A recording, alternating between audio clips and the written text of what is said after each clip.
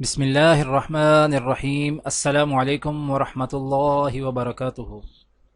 آج کی آیت سورۃ البقرہ، آیت نمبر 167۔ اعوذ باللہ من الشیطان الرجیم۔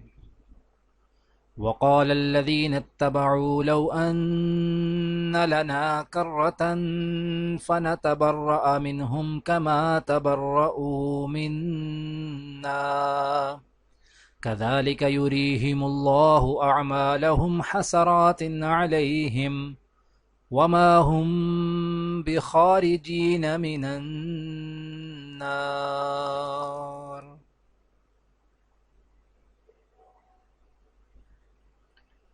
اور جنہوں نے ان پیشواؤں کی پیروی کی تھی وہ کہیں گے کہ کاش ہمیں ایک مرتبہ پھر دنیا میں لوٹنے کا موقع دے دیا جائے تو ہم بھی ان پیشواؤں سے اسی طرح بے تعلقی کا اعلان کریں جیسے انہوں نے ہم سے بے تعلقی کا اعلان کیا ہے۔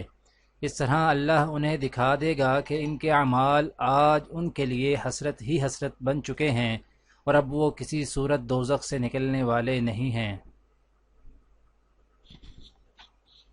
آج کی دعا: رب اجعلنی مقیم الصلاة ومن ذریتی ربنا وتقبل دعاء ربنا اغفر لی ولوالدی وللمؤمنین یوم یقوم الحساب۔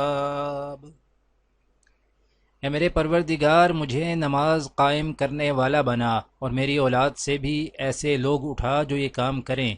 پروردگار میری دعا قبول کر۔ پروردگار مجھے اور میرے والدین کو اور سب ایمان لانے والوں کو اس دن معاف کر دیجیو جب کہ حساب قائم ہو۔ آج کی حدیث: حضرت سہل بن سعد سعدی رضی اللہ تعالیٰ عنہ نبی صلی اللہ علیہ وآلہ وسلم سے روایت کرتے ہیں کہ آپ صلی اللہ علیہ وآلہ وسلم نے ارشاد فرمایا کہ ایک صبح یا شام اللہ کے راستے میں جانا دنیا و ما فیہا سے افضل ہے۔